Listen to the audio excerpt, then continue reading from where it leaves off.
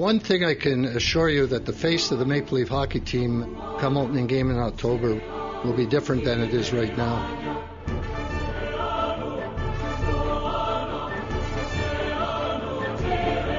We have to change this team to move forward.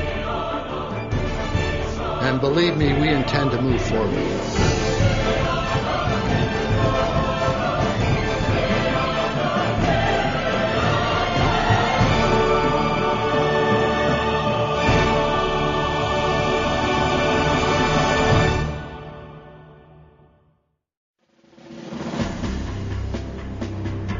The Toronto Maple Leafs had a busy off-season. In addition to the new faces brought on board in Mikhail Grabovski, Jeff Finger, Nicholas Hagman, Jamal Mayers, and Nikolai Kulemin, the most significant move of the year came on June 10th, when Ron Wilson was brought in to take over as head coach. It is my pleasure to formally welcome Ron to Toronto and the Maple Leafs. Ron. Thank you, Cliff. This is an unbelievable day for me. The last couple of weeks have been very exciting, and the furthest thing from my mind at any point in my hockey career is that I would have an opportunity ever to coach a team like the Toronto Maple Leafs with their incredible history. There'll be good days, more good days than bad days, I hope, but you guys know that I wear my heart on my sleeve, and so occasionally we're going to have, some duels, but that's the fun part of it.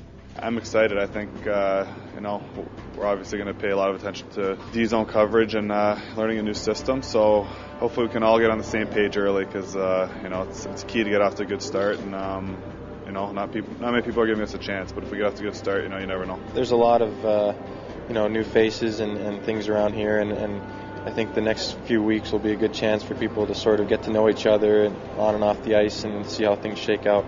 You can't build Rome in a day. I don't want to just use cliches, but this is, you have to kind of peel this back and forth and decide who stays and who goes. The message from Ron Wilson was to be clear. Nothing will be given. It will be up to the player to earn it.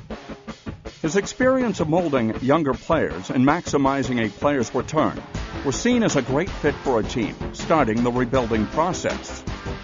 We're excited about bringing Ron on board because of his track record in working with and developing good young hockey players, which, as we all know, is the key for the future of our club here. I had two focuses this year: change the culture, or the culture of entitlement that I called it or felt when I first came and from afar. If you've got 20 reporters around you, it doesn't mean necessarily that you're a really good hockey player.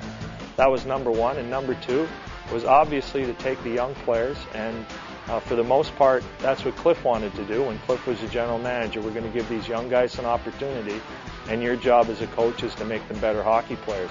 Again, by making them also earn it. We want to have a lot of competition. If there's been a weakness in the organization that I sensed from day one, it was basically kind of a lack of depth from below. Not very many players were actually looking over their shoulder. So I probably had to be a lot more forceful in how I talked and approached with players. I had to create a little bit more of the competitiveness. You just want to put yourself in a position to knock on the door. And if we can be knocking on the door in 2 years, I think that'll be a tremendous accomplishment, and then we just got to knock the door down.